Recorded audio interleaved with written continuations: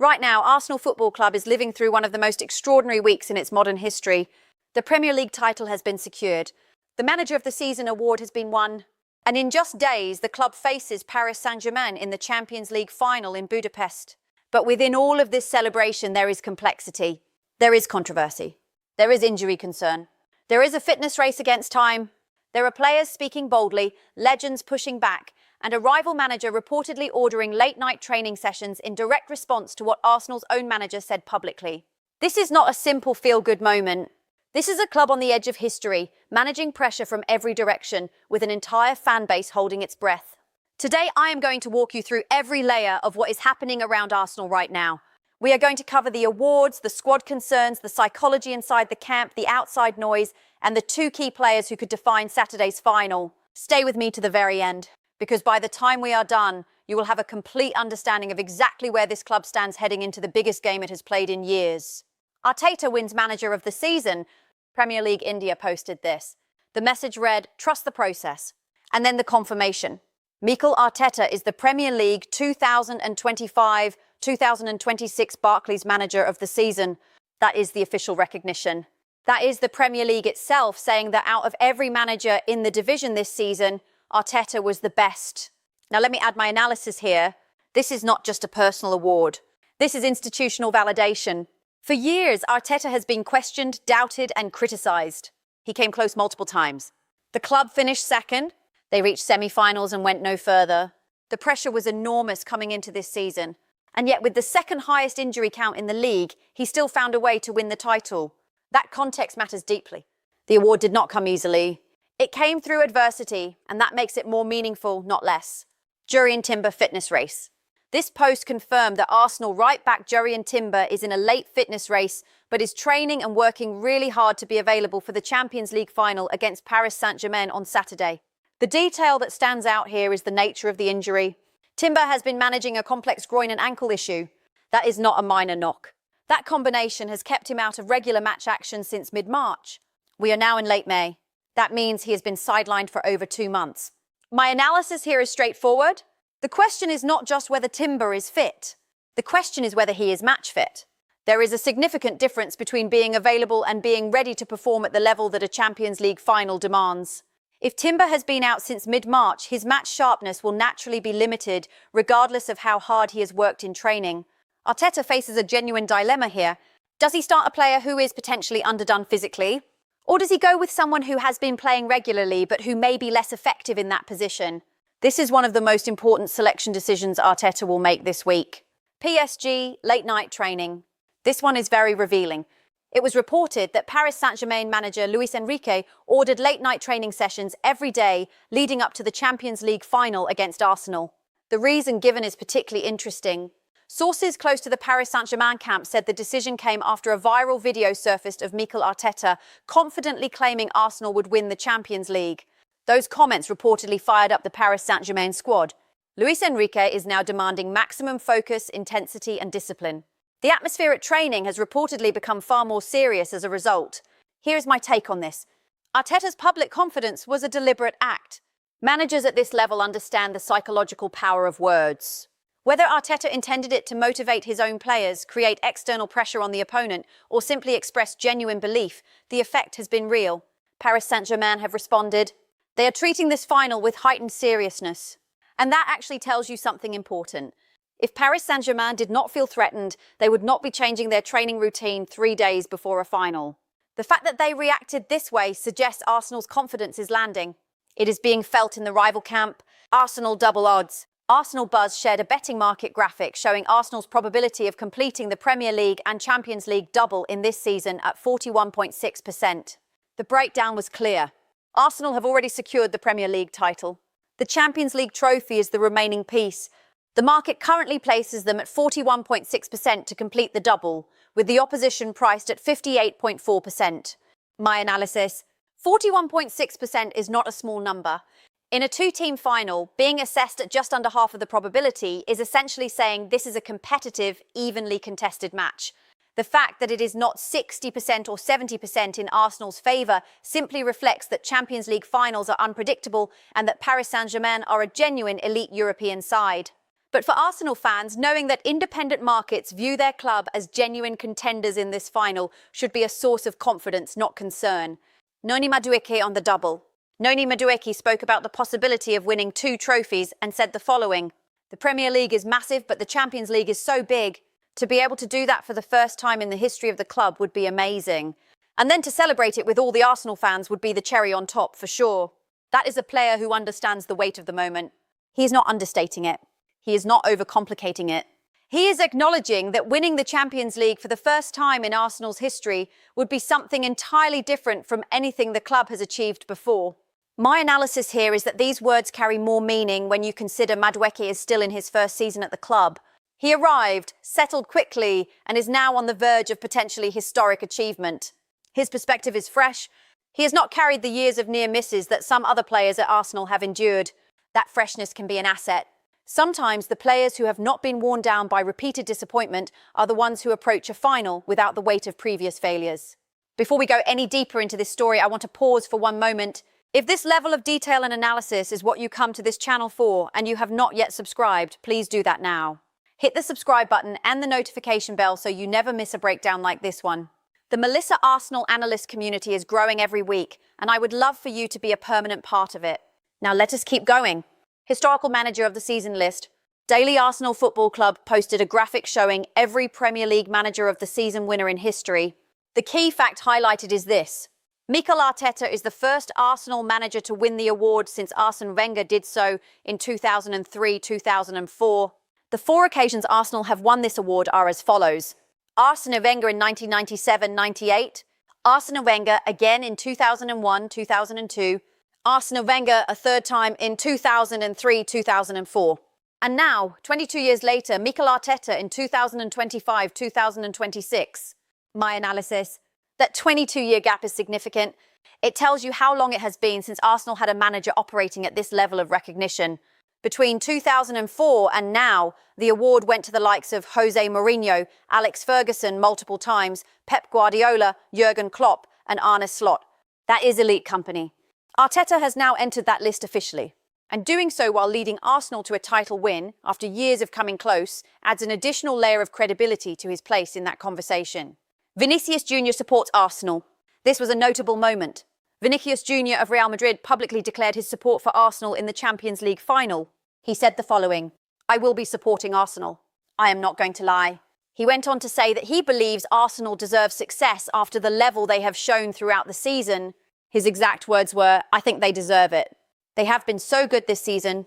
My analysis: when a player of Vinicius Junior's caliber, someone who competes at the very top of European football, says publicly that he supports your club in a final, it carries weight. He has no obligation to say this. He has no personal stake in the outcome. The fact that he is volunteering this publicly says something about how Arsenal are being perceived across elite European football right now. The club is being respected at the highest level. That is a shift from where Arsenal were just a few years ago. Paul Scholes admits he was too harsh. Paul Scholes, the Manchester United legend and pundit, has publicly admitted that he was too harsh on Arsenal after previously claiming they did not deserve to win the Premier League title. He praised Mikel Arteta's side for handling the pressure and finally getting over the line after years of near misses. He now believes Arsenal can dominate English football. He also acknowledged that the squad still has room to improve next season. My analysis: this is a significant public reversal from a man who has been one of Arsenal's most vocal critics this season. Scholes was among those calling Arsenal boring, questioning their style, and suggesting the title was not fully earned. The fact that he has now walked back those comments and used the word dominate in the context of Arsenal's future is striking. It tells you that even the most resistant voices in the punditry world are being forced to acknowledge what Arsenal have done. And that acknowledgement, however reluctant, is its own form of validation. Madueke on Arteta as a manager. Noni Madueke spoke about Mikel Arteta directly and said the following: "He has not surprised me this season. I knew from the first conversation I had with him what type of manager he was. Someone who is very humble, very hardworking, very intense in a positive way. I was not surprised by that." My analysis: this tells you something important about how Arteta operates during recruitment and communication with players. The impression he made on Madueke from their very first conversation was consistent with everything Madueke has seen from him throughout the season. That kind of consistency between a manager's words and actions is rare. It builds trust. And trust inside a dressing room translates directly into performance on the pitch. Thierry Henry criticises Madueke. This one creates genuine tension within the Arsenal world. Thierry Henry strongly criticised Noni Madueke over comments Madueke allegedly made about Chelsea Football Club. The allegation is that Madueke referred to Chelsea as simply where I was after moving to Arsenal Football Club. Henry's reaction was sharp and direct. He said, "When you say that, you disrespect the club and every Chelsea fan." He also questioned whether Madueke had done enough in his first season at Arsenal to be speaking so boldly. Henry described Chelsea as a destination, a legacy, and a place where dreams are fulfilled and legends are made. He warned that players should always respect former clubs, supporters, and football history regardless of rivalries. He also referenced Madueke's previous links to Tottenham Hotspur, suggesting that his behaviour toward former clubs could become a pattern. My analysis: this is uncomfortable territory. Henry is a club legend and his voice carries enormous weight. But the tension here is interesting. On one hand, Henry is making a principled point about respect and legacy. On the other hand, Madueke is a player in his first season who is preparing for a Champions League final and appears to be fully committed to Arsenal. Whether the original comment was intended as disrespect or was taken out of context is not fully clear from what has been reported. What is clear is that Henry felt strongly enough to speak out publicly, and that the matter has created a minor but notable storyline around Madueke in the days before the final. Squawka official confirmation. Squawka confirmed officially. Mikel Arteta is the 2025-2026 Premier League manager of the season. It is the first time an Arsenal manager has won the award since Arsene Wenger in 2003-2004. My analysis: the repetition of this fact across multiple credible sources, from Squawka to Premier League India to Daily Arsenal Football Club, confirms that this is not contested or rumoured. It is official. The award is confirmed, and that matters because it closes the debate permanently. No one can now argue that Arteta's season was not recognised at the highest official level. Madueke on Champions League pressure. Noni Madueke was asked directly whether winning the Premier League title had taken pressure off the Champions League final. His answer was clear and composed. He said, no, it is separate. Like all the pressure of the Champions League is there. But pressure is with us all the time. We are Arsenal Football Club, one of the biggest teams in the world, one of the biggest teams in England, so pressure is always with us. The Champions League is, of course, the big one. We are looking forward to it. My analysis: that is a very mature answer from a young player. He is not pretending the pressure does not exist. He is not hiding behind the Premier League title as a safety net. He is acknowledging that the Champions League final comes with its own entirely separate weight. And the way he phrases it, describing pressure as a permanent companion for a club of Arsenal's size, shows that he has already developed the mental framework of someone who belongs at this level. That kind of composure from a player in the days before a final is exactly what you want to see. Adam Keys on Arteta. Journalist Adam Keys made a pointed and well-constructed argument about why Arteta deserves the Manager of the Season award. He wrote that no manager had the mounting pressure and the endless media noise that Arteta faced coming into this season. He described it as the year of no excuses for Arsenal. Despite having the second most injuries in the league, Arteta found a way to win. Keys concluded that Arteta was rightly crowned Manager of the Season. My analysis: the detail about having the second most injuries in the league is critical context. This was not a season where Arsenal had a fully fit squad performing at full strength throughout. They lost key players. They had to adapt constantly. And yet the result was a Premier League title and a Champions League final appearance. That combination, navigating a significant injury crisis while still delivering at the highest level, is what separates elite managers from good ones. It is easy to manage when everything is perfect. The real test is what you do when it is not. And Arteta passed that test. Arteta's speech after receiving the award. Arteta spoke after receiving the Manager of the Season award and said the following: "It has been a fascinating journey. For a few years, we have been knocking on the door. We have been trying. We fell short a few times, and actually winning it made it so special. You have seen the reaction of the Arsenal supporters around the world and what it meant to all of us, so I am extremely proud of it." My analysis: every word in that statement is measured and genuine. He does not take sole credit. He references the supporters. He acknowledges the years of coming close. He frames the victory within the context of a long journey, rather than treating it as an instant achievement. That kind of humility, coming at the exact moment of peak recognition, is a quality that separates great leaders from simply successful ones. The supporters feel seen in that statement, and that matters for the relationship between the manager and the fan base going forward. Martin Zubimendi, ready for final. Martin Zubimendi has declared himself ready to start the Champions League final against Paris Saint-Germain, despite having been dropped for recent matches. He admitted that the demands of his first Premier League season affected his performances in recent weeks. He was left out of the squad for matches against Fulham, West Ham and Atletico Madrid. He insists he is now back to normal and ready to contribute. My analysis: this creates one of the most fascinating selection dilemmas Arteta faces heading into Budapest. A player who has not featured in several weeks is now declaring himself ready for the most important match of the season. The phrase back to normal is reassuring, but back to normal and match ready after 3 consecutive omissions are not the same thing. Arteta will have to weigh Zubimendi's freshness and natural quality against the risk of selecting a player who has not had consistent minutes recently. It is a classic high-stakes managerial puzzle, and the decision Arteta makes here could be defining. Paul Merson on Leandro Trossard. Now let us move into the articles. It is now clear that Leandro Trossard has had one of the most underappreciated seasons at Arsenal this year. Paul Merson, the former Arsenal star, has made his position on this very plain. He believes Trossard is a proper footballer and that very few people outside of the club rate him as highly as they should. The situation with Trossard is fascinating when you look at the full picture.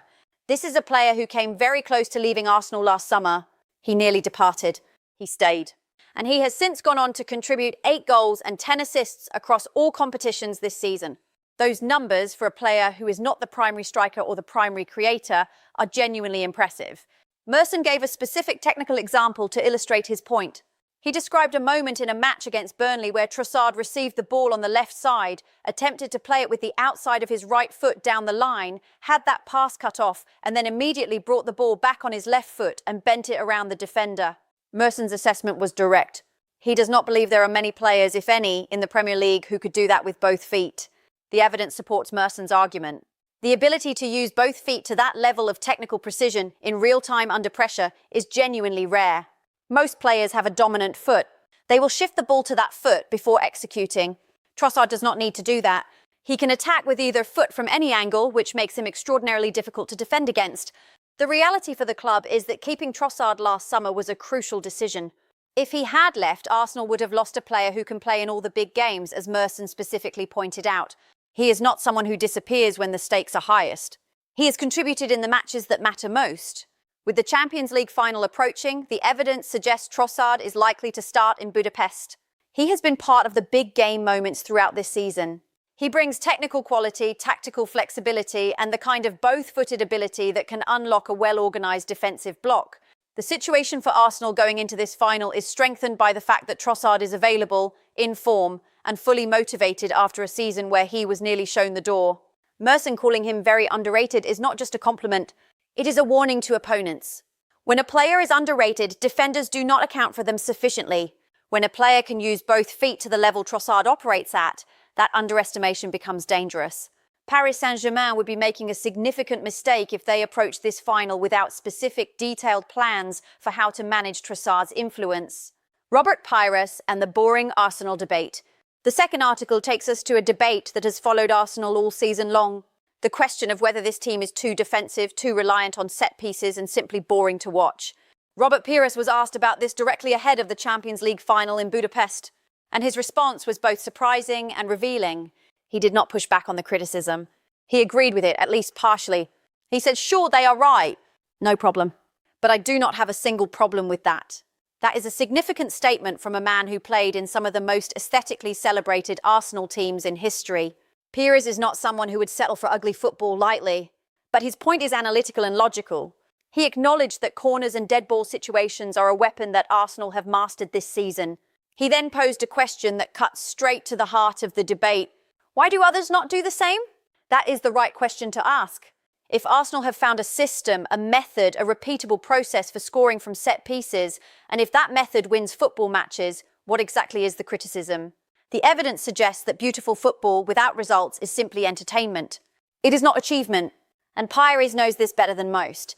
He referenced Arsenal's previous season where he described the team as playing beautiful football, a team that people wanted to watch. But then he added the painful conclusion. They finished second in the league. They were eliminated in the Champions League semi-final. The implication is clear. Arteta looked at what beautiful football had produced. 2 consecutive near misses at the highest level. He made a decision. He changed the approach. He tightened the structure. He built a set-piece system and then Arsenal won the Premier League title. The evidence is in the results. You cannot argue with a title. You cannot say the approach was wrong when the approach produced the trophy that had been missing from the Emirates Stadium for 21 years. Pires also praised Arteta directly, saying the manager has learned a lot. He referenced criticism from former Manchester United players without naming all of them directly. He praised those like Wayne Rooney, who were consistent in their appreciation of Arsenal's achievement, while dismissing those who were not. His final point was one of momentum and energy.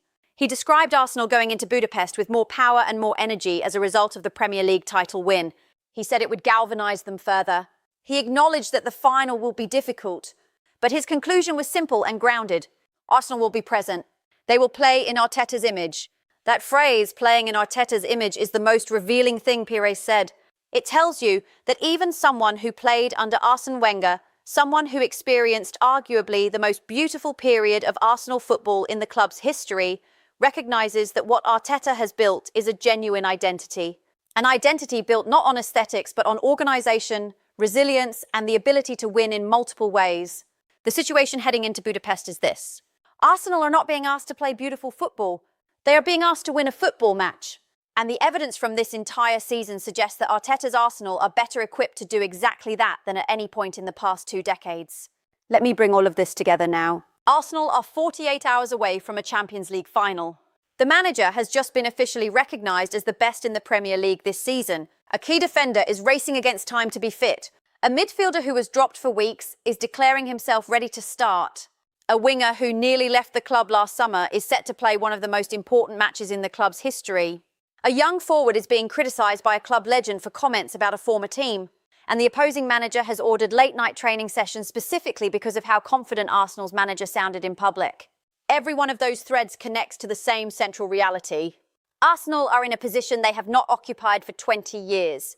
They are not just competing in the Champions League final. They are genuinely expected to contend for it. The market places them at 41.6%.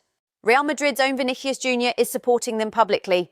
Former critics like Scholes are reversing their positions. The noise is loud. The pressure is real. But the evidence across every story we have covered today points to the same conclusion.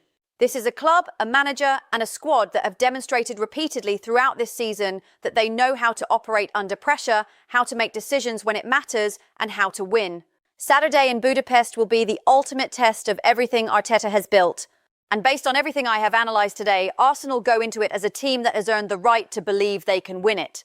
Thank you for watching Melissa Arsenal Analyst. If you found this breakdown valuable, please subscribe, share it with a fellow Arsenal supporter, and leave your prediction for the final in the comments below. I will see you before kick-off on Saturday. Come on, Arsenal.